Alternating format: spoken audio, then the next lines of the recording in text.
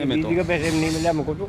1700 रुपये पहले भरवा लेते हैं सर। अच्छा, जिससे कि हमें बहुत लॉस होता है। वो तो बैंक में जब पिछली बार मुआवजा आया हमारे सभी पड़ोसी गांव का, किसी का 18,000 किसी का 17,000, लेकिन नंगथड़ा गांव का 7,000 आया।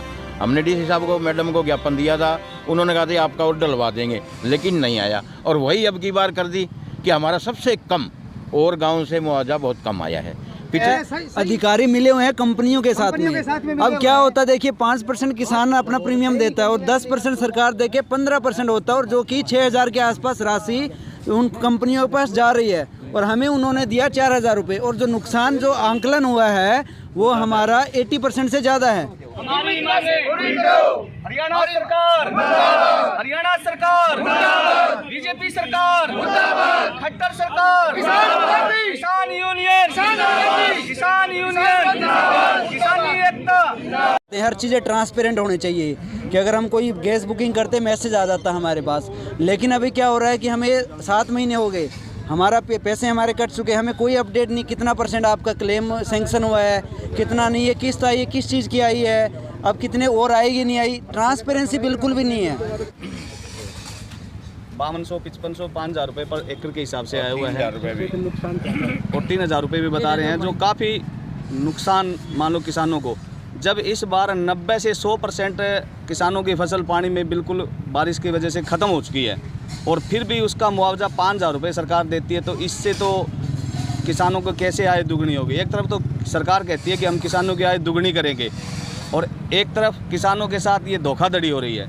इसमें कहीं न कहीं कर्मचारी या जो बीमा कंपनी है वो भी शामिल है, क्योंकि प्रीमियम जब 1,700 रुपये पर एकड़ काटती है और 5,000 रुपये मुआवजा राशि देती है, तो उसमें बचता क्या है पीछे। तो जब नंगथड़ा गांव से आए? हाँ जी, सभी किसान नंगथड़ा गांव से हैं। तो आपको कुछ जब अभी 561 करोड़ रुपया दिया था उसमें से कुछ आया है? नहीं, अभी कुछ नहीं आया जी नंगथड़ा को। खाली इसी मुआवजे के ऊपर जो किसान है बेचारे वो सोचते हैं चलो कुछ तो हेल्प होगी, लेकिन जब ये मुआवजा आता है 5,000 रुपये एकड़, तो इससे क्या हेल्प होगी। 1 एकड़ फसल नरमे की बिजाई करने में कितना खर्च आता है, सरकार एक एक पॉइंट निकाल के देखे, तब सरकार को पता चले भी जमींदार है वो कैसे उसकी आय दुगनी होगी, कैसे वो अपना गुजारा करता है। और पीछे सबसे बड़ी बात ये कोरोना काल, जिसी का रोजगार था वो भी बंद हो चुका था, एक खाली किसानी के ऊपर डिपेंड हो चुका जमींदार। जो हमारे भाई हैं वो प्राइवेट जॉब करते थे, जॉब बंद हो गई, हम सारे अब उस रोज़गार किसान की रोज़गार के ऊपर डिपेंड हैं, और उसमें फसल बारिश की वजह से बिल्कुल तहस नहस हो चुकी है। और उसके ऊपर मान लो ये जो बीमा 6,000 7,000 रुपये बीमा कर चुका और 5500 रुपये हिसाब से बीमा आया हुआ है, तो हमारी कैसे आय दुगनी होगी। हमारा तो 1 एकड़ का खर्चा भी नहीं होता, क्योंकि किसान जो नरमे की फसल बोता है तो बीज के पैसे भी पूरे नहीं होते इतने में। तो बीज के पैसे नहीं मिले हमको तो।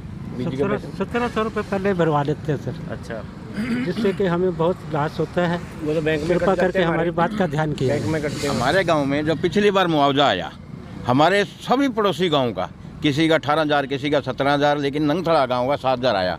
हमने डीसी साहब को, मैडम को ज्ञापन दिया था, उन्होंने कहा था आपका और डलवा देंगे, लेकिन नहीं आया। और वही अब की बार कर दी कि हमारा सबसे कम और गांव से मुआवजा बहुत कम आया है। पिछले साल भी हमें विश्वासन दे के और टाल दिया गया, अब की बार हमारे साथ फिर धोखा किया गया है।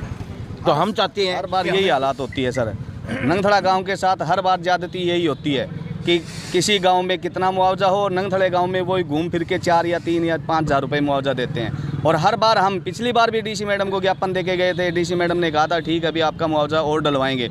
और आज भी हमारी एडीओ साहब से बात हुई तो उन्होंने ये कहा भी आपकी एक किस्त आई है जी, आपके लगभग जो हमने इंक्वायरी करके भेज रखी है उसके हिसाब से आपके 18,000 20,000 रुपये मुआवजा बनता है। तो बोले शायद बीमा कंपनी वालों से हमारी बात हुई, वो कहते हैं कि आपकी दूसरी किस्त डालेंगे। पिछली बार भी इन्होंने यही कहा था, लेकिन किसी के खाते में पैसे नहीं आए। इस बार भी इन्होंने यही कहा भी हम आपकी दूसरी किस्त डलवाएंगे, वो मार्च में आए अप्रैल में आए, राम जाने। रिक्वेस्ट है, बोले हमारे जो पड़ोसी गांव के लोग हैं वो पैसा इकट्ठा करके अधिकारियों को देते हैं। उन वो काम तो उनका यार, देव ना दो सारा के कमाल है। अधिकारी मिले हुए हैं कंपनियों के साथ में। अब क्या होता है देखिए, 5% किसान अपना प्रीमियम देता है और 10% सरकार देके 15% होता है, और जो कि 6,000 के आसपास राशि उन कंपनियों के पास जा रही है, और हमें उन्होंने दिया 4,000 रुपये, और जो नुकसान जो आंकलन हुआ है वो हमारा 80% से ज़्यादा है। तो कहाँ पे गड़बड़ है वो, हमें जो किसान है वो सबसे ज़्यादा परेशान तो किसान है। तो इसके ऊपर या तो कोई जांच हो या हमें आश्वासन दिया जाए कि हमारी जो बीमा राशि हमें मिलनी चाहिए थी, जो क्लेम मिलना चाहिए, वो क्यों नहीं मिल रहा है। तो उसके लिए आज हम ज्ञापन यहाँ पे देने के लिए आए हैं। तो डीसीजी करवा देंगे आपको भी। ठीक कॉपी है ना आपके पास? हाँ जी, कुछ कहना चाहेंगे?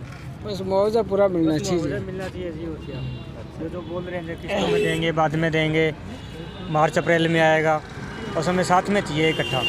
बस यही मांग है जी हमारी। किस्तों में नहीं चाहिए। हाँ, किस्तों में नहीं चाहिए जी। हाँ जी, बहुत यही मुझे कहना था कि एक साथ मिल जाए जी, पूरा मिल जाए। अच्छा, इतना हमारा क्लेम पूरा दो, ऐसे कह नहीं सकते हैं। ठीक है। ज़मींदार का फसल का 18,000 है तो 18,000 रुपये दो हमारी। ठीक है, हर चीज़ें ट्रांसपेरेंट होनी चाहिए कि अगर हम कोई गैस बुकिंग करते मैसेज आ जाता हमारे पास। लेकिन अभी क्या हो रहा है कि हमें 7 महीने हो गए, हमारा पैसे हमारे कट चुके, हमें कोई अपडेट नहीं, कितना % आपका क्लेम सेंक्शन हुआ है, कितना नहीं है, किस्त आई है, किस चीज़ की आई है, अब कितने और आएगी नहीं आई। ट्रांसपेरेंसी बिल्कुल भी नहीं है, क्योंकि यहाँ पे जो बड़ी बड़ी कंपनियाँ हैं वो सरकार के साथ मिलके साझा एक घोटाला कर रहे हैं, ताकि किसान को कोई जानकारी ना दी जाए और फिर ये चीज़ें बाद में फिर किसान हताश होकर क्या करे। अब तो परेशान है, किसान की रोजी रोटी एक खेती से ही है, और वहाँ पे अगर कोई पैदावार नहीं हो पा रही है किसी प्राकृतिक आपदा की वजह से, तो पूरा परिवार है, पूरा एक गांव है, पूरा वहाँ पूरी उनकी जो एक आमदनी है उस पर प्रभाव पड़ता है। तो सभी नंगथड़ा से हैं, नाम बता दें। आज हम नंगथड़ा से राजेंद्र सतवीर जी, राम कुमार। आज हम 100 लोग आए हैं, लेकिन आगे जो अगर हमारी मांग नहीं सुनी गई तो इसको हम बड़े स्केल पे करें। परवीन,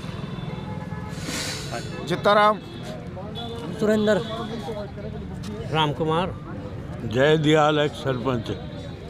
हाँ जी, सरपंच साहब बताइए, जो पहले किसानों को जो बीमा राशि फसल खराबे की राशि मिलती थी, वो जो पटवारी गिरदावरी करता था उस पे मिलती थी, लेकिन अभी कंपनियों का अलग ही तरीका होता है, सरकार बीमा करती है, और उसमें पिछले साल भी हमारे को धोखा हुआ है, और इनके भी मेरे खेत में खुद के 1 किलो नरमा नहीं हुआ है, 1 किले में मतलब 1 किलो भी सारी पहली काटनी पड़ गई बिल्कुल ही, और मुआवजा आ नहीं रहा बिल्कुल। बीमा पैसे कट रहे हैं। तो बीमा तो आपके अकाउंट से ही काट लिया जाता है? हाँ जी, नगद पैसे देते हैं हम, एलसीसी का अकाउंट से ही काट लेते हैं। हमारी सोसाइटी, हमारा बीमा जो है सोसाइटी में है, नगद पैसे दिए हैं उनको। 1650 रुपये मेरे पास 3 एकड़ में नरमा था, और मेरे 11,000 रुपये।